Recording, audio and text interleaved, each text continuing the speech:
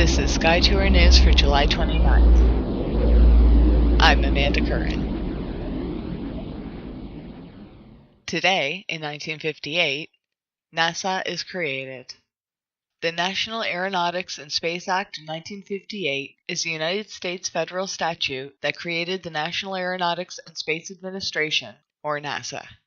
The act, which followed close on the heels of the Soviet Union's launch of Sputnik, was drafted by the United States House Select Committee on Astronautics and Space Exploration and was signed by President Eisenhower on this date 60 years ago today.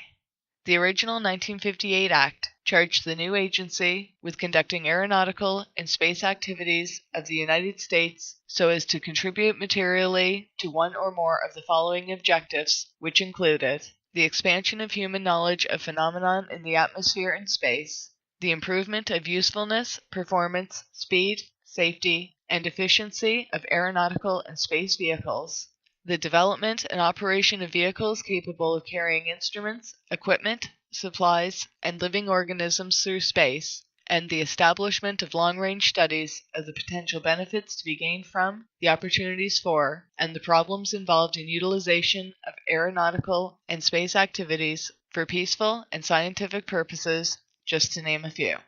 The phrase, "We came in peace for all mankind," inscribed on a plaque left on the moon by the crew of Apollo 11, is derived from the Act's declaration of NASA's policy and purpose. The Congress hereby declares that it is the policy of the United States that activities in space should be devoted to peaceful purposes for the benefit of all mankind.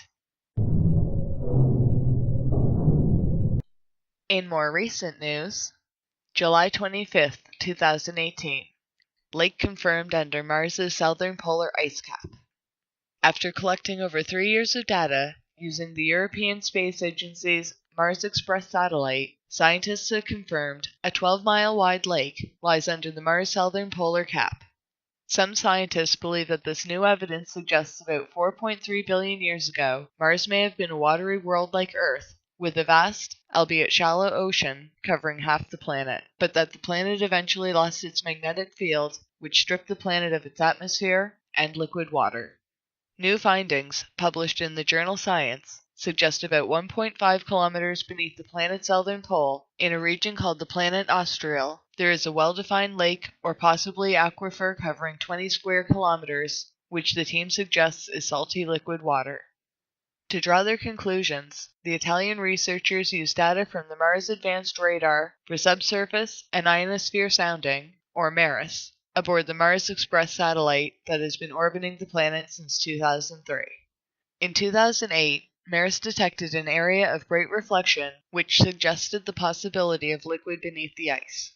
In 2012, uncertain of what was responsible for that reflection in the radar, the team decided to reacquire data from the same region using different methods.